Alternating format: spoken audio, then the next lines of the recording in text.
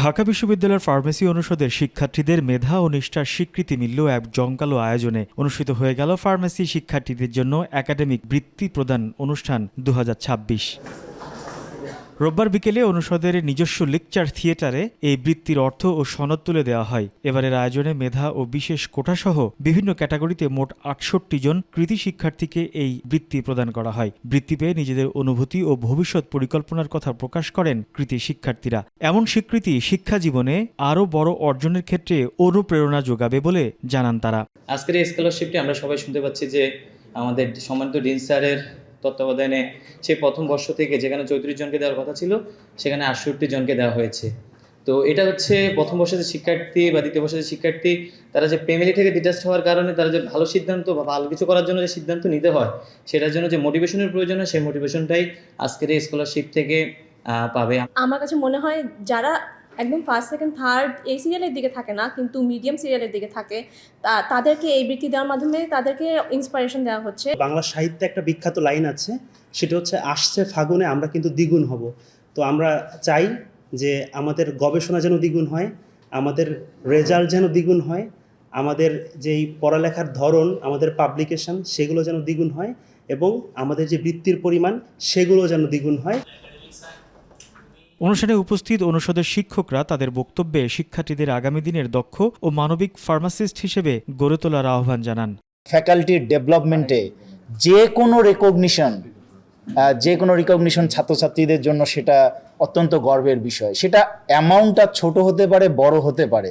আজকে হয়তো শুরু হয়েছে, আমি জানি স্যারের নেতৃত্বে এটা আরও বেশি সামনের দিকে এগিয়ে যাবে। স্যারের মাধ্যমে আমরা আরও বেশি সংখ্যা বৃদ্ধি করতে পারবো। ফার্স্ট ইয়ার এবং সেকেন্ড ইয়ার এই দুইটা ইয়ারে যারা একটু আমি সবসময় ক্লাসেও বলি, আমরা যারা ফার্মেসিতে ভর্তি হই ম্যাক্সিমাম স্টুডেন্ট হলে middle class, lower middle class or poor family.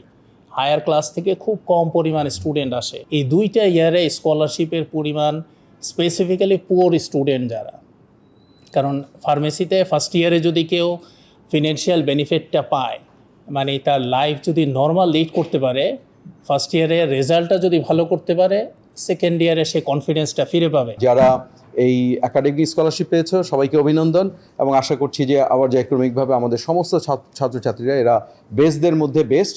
কারণ হচ্ছে লক্ষ লক্ষ ছেলে মেয়েদের থেকে একবার ঢাকা বিশ্ববিদ্যালয় বাছাই করে, তারপরে আবার তাদের মধ্যে থেকে সিলেক্টিভ ছেলে মেয়েরা ফার্মেসি পড়াশোনা করে। এখানে প্রত্যেকটা ছেলে মেয়ে স্কুল কলেজ বা কোথাও না কোথাও তার সেরা জীবন কাটিয়েছে।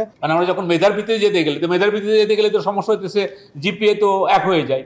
তখন আমরা কি করি, রেজিস্টার বিল্ডিংয়ের নম্বর দেখি, আমি বললাম স্যার 2টা সিজিপি 1 হয়ে গেছে, না 2 জনকে দিয়ে দাও। স্যার 3টা 1 হয়ে গেছে, 3 জনকে দিয়ে দাও। এইভাবে আসলে এই সংখ্যাগুলো এইভাবে আসছে। এই জন্য আমরা বলছি যে আসলে আমরা এটা শুরু করছি এবং আমার বিশ্বাস আজকে এটা আমরা একটা বীজ বপন করলাম এবং এটা মহীরূপে একদিন প্রকাশিত হবে।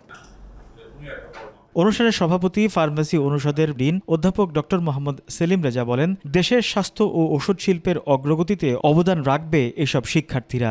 তোমাদের প্রত্যেকের জন্য আমরা সার্টিফিকেটের ব্যবস্থা করবো ইনশাআল্লাহ। সেই দিন যে অপেক্ষা করছি যেখানে একটা ফ্লোরে ভ্যাকসিন সেন্টার হবে, একটা ফ্লোরে ড্রাগ টেস্টিং ল্যাবরেটরি হবে এবং একটা ফ্লোর পুরো ডেডিকেট করবো ছাত্রছাত্রীদের ইনফ্রাস্ট্রাকচারের জন্য। সেখানে তাদের নামাজের জায়গা, তাদের ক্যাফেটেরিয়া, তাদের ওয়াশরুম এবং কম্পাউন্ড করে করব। পরের বার স্কলারশিপের পরিমাণ আমরা আরও বাড়িয়ে দিব এবং ঘুরে ঘুরে সব শেষ হয়ে গেলে তোমরা আবার যারা ফার্স্ট ইয়ার আছো ঘুরে আবার পাবা ইনশাল্লাহ, কোনো অসুবিধা নেই।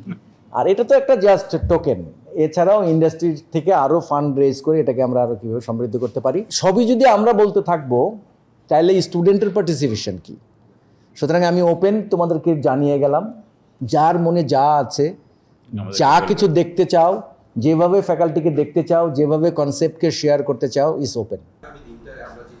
শিক্ষার্থীদের এই মেধার মূল্যায়ন আগামী দিনে তাদের গবেষণামূলক ও পেশাগত কাজে আরও গতিশীল করবে বলে মনে করছেন সংশ্লিষ্টরা। দক্ষ মানব সম্পদ তৈরির এমন উদ্যোগ দেশের সামগ্রিক ফার্মেসি খাতকে আরও সমৃদ্ধ করবে, এমনটাই প্রত্যাশা সবার।